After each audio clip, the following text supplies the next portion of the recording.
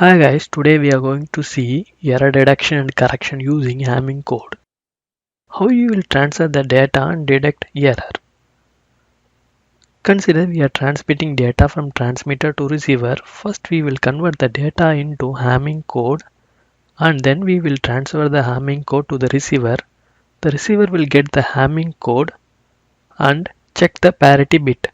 If there is no anomaly, then it means the data is successfully transferred without error.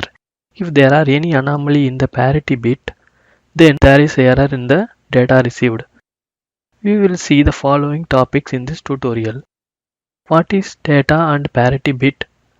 How we will find parity bit?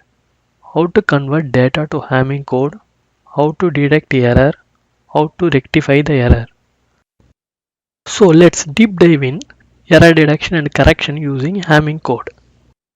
Hamming code was invented by Richard Hamming in 1950. To understand Hamming code, we need to know what the Hamming code consists of. The Hamming code contains the data bit. The data bit is the data which we need to transmit. Parity bit.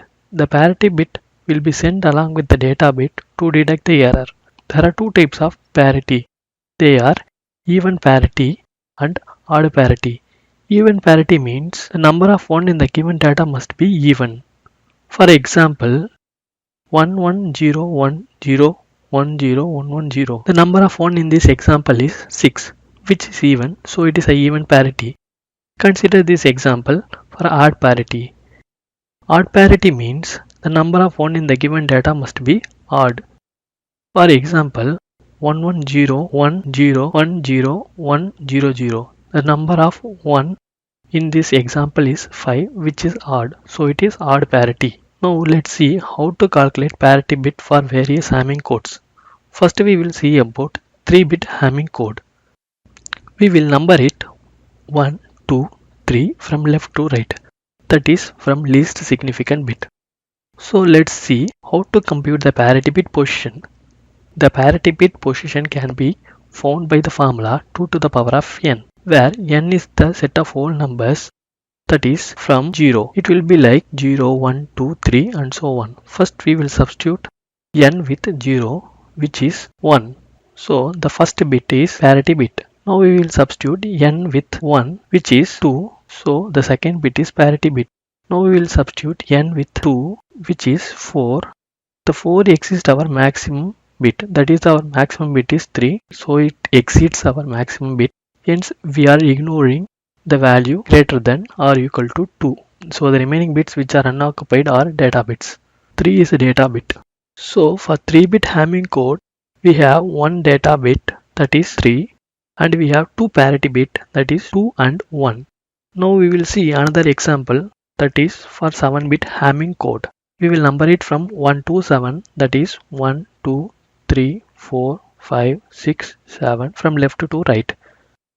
We will substitute the value for n starting from the position 0. So first we are substituting 2 to the power of 0, which is 1. So the first bit is parity bit. Then we are substituting 2 to the power of 1, which is 2. So the second bit is parity bit. We are substituting n with 2, which is 4. So fourth bit is parity bit. We are substituting n with 3, 2 to the power of 3. So which is 8, it exceeds our maximum bit value 7. So we are ignoring 3 and above. So the remaining bits 3, 5, 6, 7 are data bits. So for a 7-bit Hamming code, the number of data bits are 4, that is 3, 5, 6 and 7. The number of parity bit are 3, they are 1, 2 and 4. Likewise, we can compute for Hamming codes 15, 31 and so on. 15-bit Hamming code will contain 11 data bit and 4 parity bit. 31-bit Hamming code will contain 26 data bit and 5 parity bit. Now we will see how to detect error in 7-bit Hamming code. We will number it from 1 to 7, 1, 2, 3, 4, 5, 6, 7, starting from the least significant bit. That is, from our previous learnings, we are marking 1, 2 and 4 as parity bit, 3, 5, 6 and 7 as data bits. Let's take an example. We need to transfer the data 1001, that is a 4-bit data. Now we will place this 100 in the 7-bit Hamming code. First one will be moved to the 7th position, second 0 will be moved to the 6th position, next 0 will be moved to the 5th position, and next one will be moved to the 3rd position. Now we have this as our Hamming code. Now we placed our data in the data bits. Now we will compute the parity bits to get the Hamming code. To derive Hamming code, first we need to know how to compute value for parity bits. This table represents the column 1 to 20 as the bit position, and we will fill the parity bits 1, 2, 4, 8 and 16 and so on, and the remaining are data bit. For parity bit in position 1, we need to start from bit 1, and after 1 bit we need to provide 1 bit gap, that is 1, 3, 5, 7, 11 and so on. There is exactly 1 bit gap between each bits. For P2, we start from second bit, and for every successive 2 bits we need to provide 2 bit gap, that is 2, 3, 6, 7, 10, 11 and so on. Likewise, for parity bits 4, we need to start from the 4th bit, and for every successive 4 bits we need to provide 4 bit gap, that is 4, 5, 6, 7 and 12, 13, 14, 15 and so on.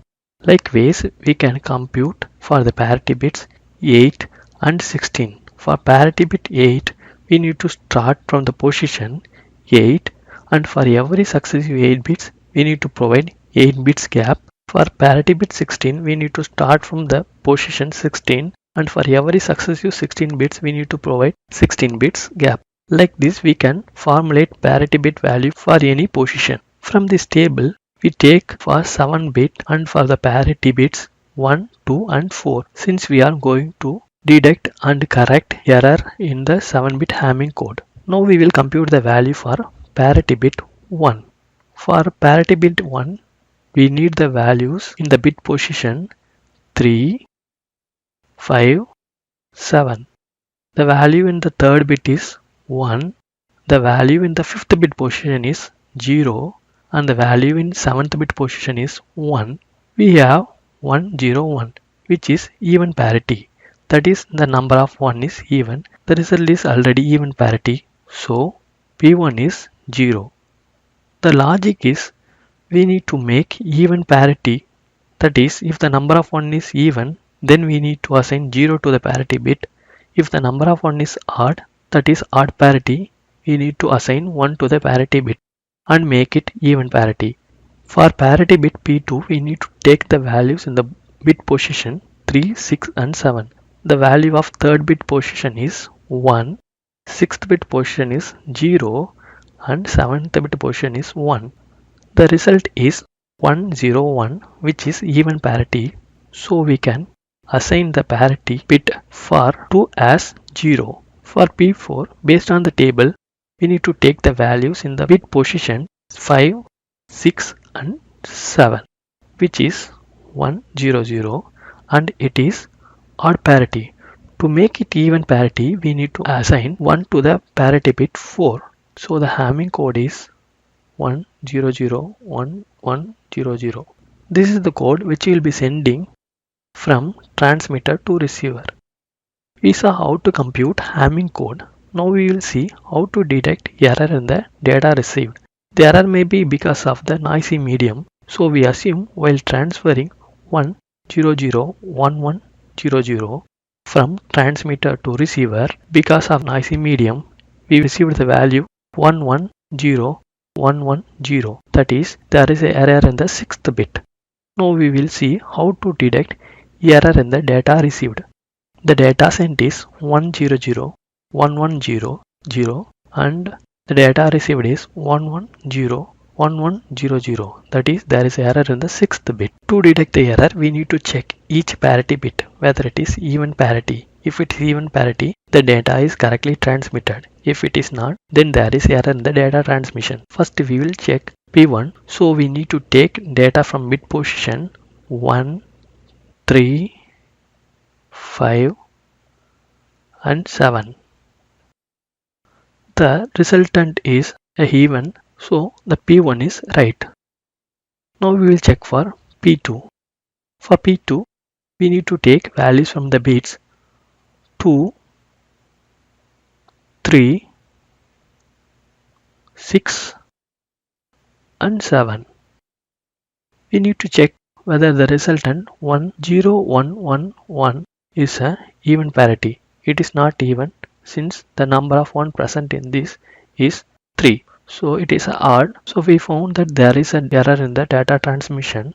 We can stop here. Just for another example, I am continuing with the parity bit 4. To check parity bit 4, we need to take values from the bit position 4, 5, 6 and 7, which is also a odd parity, and P4 is also wrong. By this way, we can able to find if there is any error in the transmitted data. Now we will see how to correct error in the transmitted data by Hamming code. For that, we need to compute the value of each parity. For P1, from the table, we need to take the values of 3, 5 and 7, which is even parity.